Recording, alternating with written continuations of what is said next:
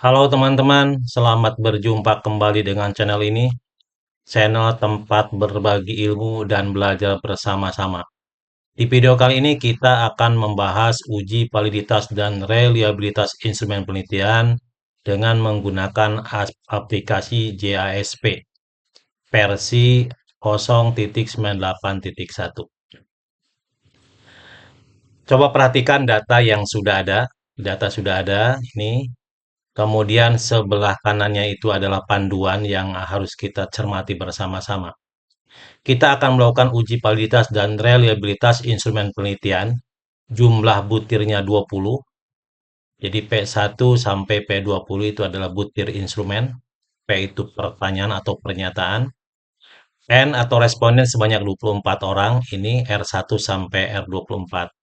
Yang harus persiapkan tentunya satu aplikasi JASP. Jadi bagi yang belum punya silahkan download, tapi versinya yang sama supaya memudahkan kalian dalam mencermatinya. Yang kedua data itu harus extension CSV, ya, extensionnya seperti ini. Karena ini adalah keharusan yang diminta oleh aplikasi supaya memudahkan. Topik bahasannya ada 4. Yang pertama konsep dasar uji validitas dan kaidah pengambilan keputusannya. Yang kedua, konsep dasar uji reliabilitas dan kaidah pengambilan keputusannya. Yang ketiga, prosedur JASP, uji validitas dan reliabilitas. Dan yang keempat adalah interpretasi. Kita mulai validitas. Konsep dasar uji validitas. Uji validitas adalah pengujian yang dilakukan untuk memastikan bahwa setiap butir instrumen mampu mengukur variabel penelitian secara tepat dan sesuai dengan tujuan pengukuran. Sederhananya, uji validitas digunakan untuk mengecek apakah setiap pertanyaan dalam kuesioner atau setiap soal dalam tes benar-benar mengukur apa yang ingin kita teliti. Jika instrumen dinyatakan valid, berarti butir-butir pertanyaan sudah tepat dan layak digunakan untuk pengumpulan data. Ini adalah konsep dasarnya. Berikutnya kaidah. Kaidah pengambilan keputusan uji validitas. Ada beberapa rujukan yang kita pergunakan. Di sini beberapa saja bahwa butir instrumen dikatakan valid jika item race correlation itu di atas 0,30. Kemudian berikutnya adalah uji reliabilitas. Konsep dasarnya, uji reliabilitas adalah pengujian yang dilakukan untuk mengetahui tingkat konsistensi atau keandalan suatu instrumen penelitian. Misalnya angket, kuesioner, atau tes dalam mengukur suatu variabel. Instrumen yang reliable akan memberikan hasil yang relatif sama apabila digunakan berulang pada kondisi yang serupa. Analoginya, yang barangkali mudah dipahami adalah bayangkan timbangan badan di rumah. Kalau hari ini berat badan kita 60 kg, lalu beberapa menit kemudian ditimbang lagi hasilnya tetap sekitar 60 kg, berarti timbangannya bisa dipercaya atau reliable. Nah, uji reliabilitas pada penelitian juga seperti itu. Tujuannya untuk memastikan bahwa kuesioner atau instrumen penelitian memberikan hasil yang konsisten dan dapat dipercaya. Kaidahnya, kaidah pengambilan putusannya, jika nilai Cronbach alpha lebih besar atau sama dengan 0,70, maka instrumen dinyatakan reliable. Begitu juga sebaliknya, jika nilai Cronbach alpha lebih kecil dari 0,70, maka instrumen dinyatakan tidak reliable. Prosedur JASP, uji validitas dan reliabilitas itu dilakukan berbarengan. Pertama, buka JASP. Kita buka dulu. Buka dulu JASP. Oke, ini tampilan awal JASP seperti ini, gitu ya. Kemudian ini versinya yang tadi saya sampaikan, jadi versi 0.98.1. Kemudian ini kita klik, kemudian open, kita cari data. Nah, data yang Anda simpan di mana? Kalau saya disimpan di sini, di uji validitas dan reliabilitas. Nah ini Parel itu nama saja, sebenarnya sembarang terserah kalian semua. Ini yang penting ekstensinya itu adalah .csv itu ya. Ini kita buka, oke. Ini sudah masuk atau ke dalam JASP. Ini kita klik, oke. Jadi udah diimpor datanya. Nah tampilannya seperti ini. Sekarang kita lihat di panduannya ya. Tolong perhatikan. Oke, pastikan data yang akan dianalisis validitas dan reliabilitas berupa skala, itu ya, berupa skala. Nah, oke ya. Ini simbol data bersifat nominal. Ini simbol berdata bersifat ordinal. Kita harus rubah ke skala. Sebenarnya memang data hasil skala Likert itu berupa data ordinal. Kita anggap saja sekarang karena untuk simulasi, anggap saja ini data skala. Nanti di video selanjutnya kita akan bahas tentang bagaimana melakukan transformasi data dari ordinal ke skala. Oke, sekarang kita anggap saja ini adalah data skala. Jadi kita klik aja nih, klik, kita pilih skala ini semuanya, skala gitu ya. Oke, semua instrumen dari nomor 1 sampai 20 sudah kita rubah menjadi skala ya. Kemudian kita lihat lagi pedomannya supaya tidak ada kesalahan. Ini ya. Klik reliability, kemudian klasikal, kemudian reliability sampai muncul kotak dialog. Oke, perhatikan.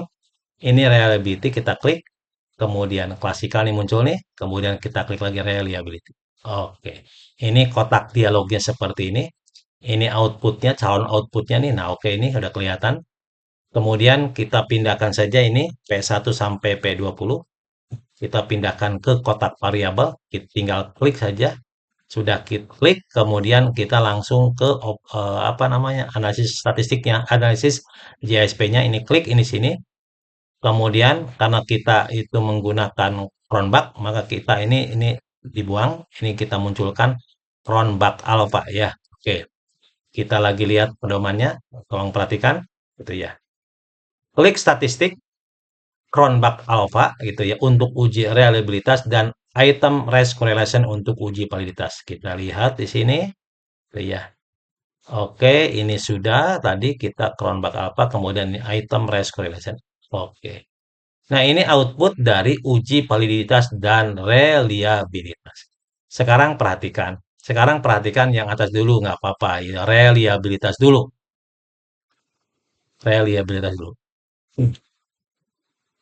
Cronbach alpha nih yang tadi disampaikan bahwa reliabilitas kaidahnya itu adalah ini karena interpretasi itu tidak lepas dari kaidah.